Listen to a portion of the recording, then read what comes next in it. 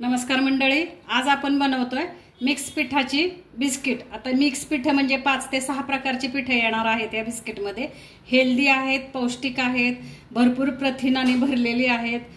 तर अशा प्रकारे आता हे आपण मी कृती दाखवते तुम्हाला। नमस्कार मंडळी, स्वागत आहे तुमचं आम्ही सातारकर किचन मध्ये। आज आपण बनवणार आहोत मिक्स पिठापासून नानकटाई। आता हे जे मिक्स पिठ आहेत, हे पिठ कुठले कुठले आहेत ते मी सांगते। हे बिस्किट हेल्दी आहे, पौष्टिक आहे, लहान मुलं, डायबिटीज पेशंट सगळे खाऊ शकतात। तर आता बघा आपण करतोय बिस्किट। आता मी सांगते तुम्हाला कोणते कोणते पिठ आहेत ते। इथं आपण एक मोठी वाटी गव्हाचं पीठ घेतलेलं आहे, ही वाटी पहा। त्याच्यानंतर ही छोटी वाटी आहे, तिच्यापेक्षा छोटी वाटी आहे, हे ज्वारीचं पीठ आहे। हे आपण त्याच वाटीने बाजरीचं पीठ घेतलेलं आहे। हे नाचणीचं पीठ आहे। अर्धी वाटी आपण बारीक रवा घेतलेला आहे। एक वाटी आपण बेसन पीठ घेतलेलं आहे आणि ज्या वाटीने आपण गव्हाचं पीठ घेतलंय तेवढीच वाटी भरून आपण इथं तूप घेतलेलं आहे आणि इथं आपण गूळ किसून घेतलेला आहे।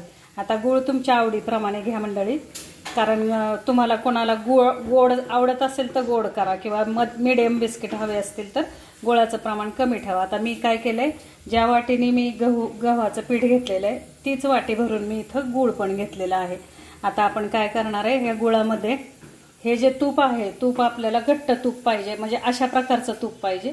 हे तूप आपण आता ह्या गुळामध्ये ओतणार आहे आणि छानपैकी त्याचं आपण एक मिश्रण तयार करणार आहे। आता आपल्याला हे जे गुळ आहे त्या गुळामध्ये मी तूप टाकलेलं आहे।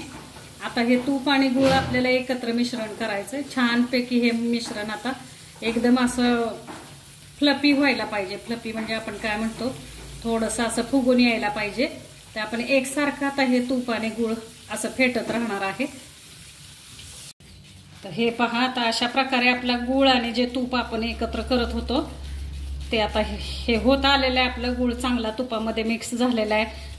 तूप सुद्धा आपलं चांगलं पातळ झालेलं आहे। तर अशा प्रकारे आता आपण आता पीठ टाकणार आहे। ह्याच्यामध्ये सगळी पीठ टाकून आपण आता बिस्किटसाठी पीठ मळून घेणार आहे।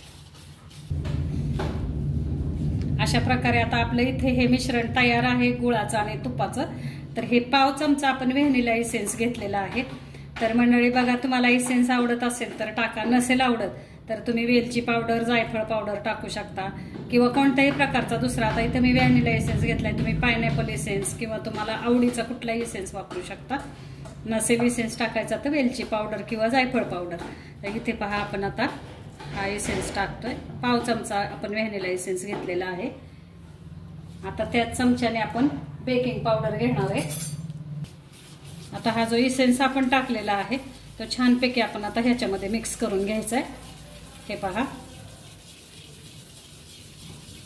आता आपण सगळी पीठ टाकणार आहे आणि पीठ टाकून ते पीठ आपण बिस्किटसाठी मळून घेणार आहे। एक वाटी आपण गव्हाचं पीठ घेतलेलं आहे। एक छोटी वाटी आपण चणा डाळीचं पीठ घेतलंय। एक अर्धी वाटी आपण बारीक रवा घेतलेला आहे। एक वाटी आपण ज्वारीचं पीठ घेतलेलं आहे। एक वाटी आपण बाजरीचं पीठ घेतलंय आणि एक वाटी आपण नाचणीचं पीठ घेतलेलं आहे।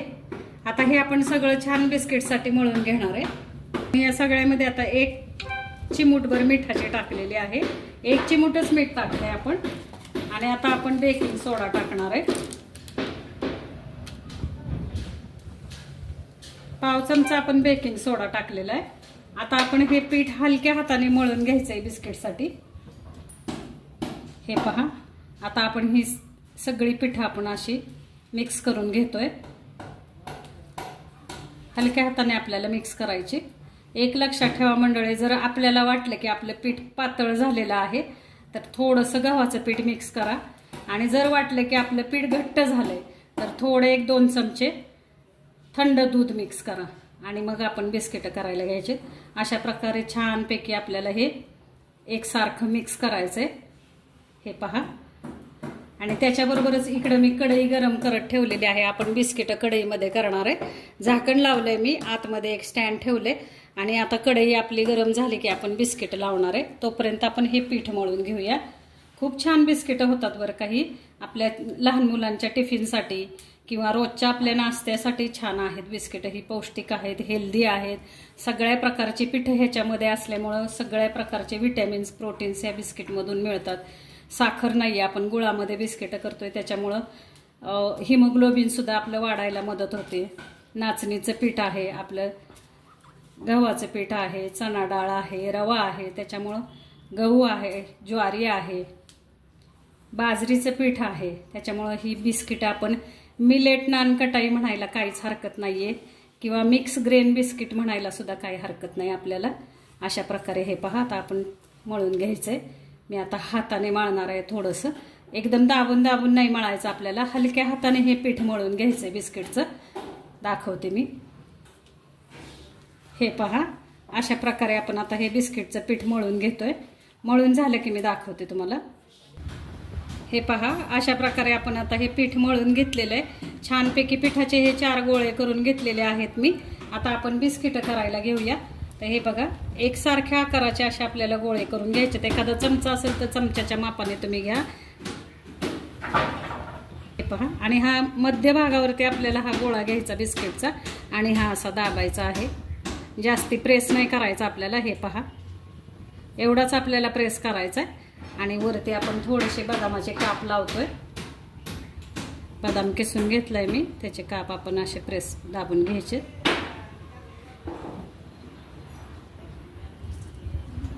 हे पहा, आणि इथं एका प्लेटला मी थोडंसं तूप लावून घेतलेलं आहे. आता ही प्लेट आपण जी कढई आपण गरम करत ठेवलेली आहे त्या कढईमध्ये, इथं पहा, ही कढई आपण गरम करत ठेवली. झाकण लावून आपण एक 10 मिनिटासाठी कढई गरम करून घेतली आपण. आता ह्याच्यामध्ये आपण हे अशी बिस्किट लावणार आहे आपण, आणि अशी लावून आपण कढईमध्ये ठेवणार आहे. मी आणखीन एक बिस्किट करून दाखवते तुम्हाला. थोडासा आपल्याला गोळा घ्यायचा हातावरती. एखादा मेजरिंग्स आपल्याला तुमच्या मापाप्रमाणे जर एखादा चमचा असेल तर चमच्यामध्ये तुम्ही ते घ्या. एकसारखी बिस्किट येतील. आता माझ्याकडे चमचा नाहीये.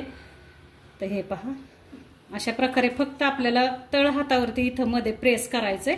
जास्ती दाबायची नाहीयेत ही बिस्किट. हे पहा, अशा प्रकारे आपल्याला करायचंय.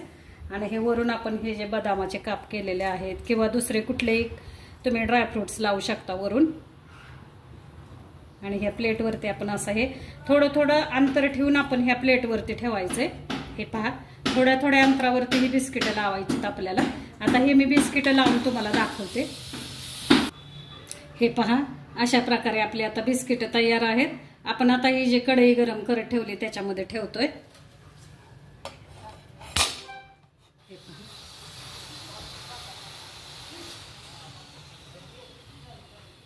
आता आपण वरून झाकण ठेवणार आहे आणि एक 25 ते 30 मिनिटांसाठी ही बिस्किट आपण बेक होऊन देणार आहे. आपल्याला गॅस एकदम बारीक ठेवायचा आहे. गॅस फास्ट करायचं नाही किंवा मीडियम नाही. एकदम मंद गॅसवरती आपल्याला ही बिस्किट बेक करून घ्यायची. झाल्यावर दाखवते मी. हे पहा मंडळी, आता एक 25 मिनिटं झालेली आहेत आपली.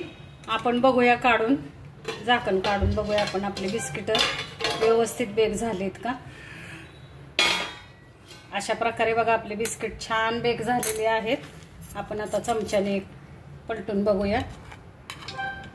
हे पहा मंडळी, हे पहा, छानपैकी बिस्किट आपलं बेक झालेलं आहे. तर हे पहा, अशा प्रकारे आपली बिस्किट छानपैकी बेक झालेली आहेत. आता आपण बघूया. एक मी दाखवले तुम्हाला काढून. हे पहा, मस्तपैकी खालच्या साईडने आपले ब्राऊन झालेले आहेत बिस्किट्स. आता आपण हे सर्व करणार आहे. अशा प्रकारे आपण हे मिक्स पिठापासून बिस्किट बनवलेत. आपण ज्वारी, बाजरी, सगळ्या प्रकारची 5 ते 6 प्रकारची नाचणी, अशी 5 ते 6 प्रकारचे पिठं वापरलीत आपण. ही पिठं आणि गूळ घालून आपण गूळ आणि तुपापासून बिस्किट बनवलेत. तर ही बिस्किटं खूप हेल्दी आहेत. आणखीन आपल्याला पूर्ण पोषक तत्व देणारी आहेत. लहान मुलांसाठी उपयोगी आहेत, तसेच आपण मधुमेहीच्या लोकांसाठी सुद्धा उपयोगी आहेत. अशा प्रकारे बिस्किट करून बघा मंडळी. आता आपण ही बिस्किट सर्व करतोय.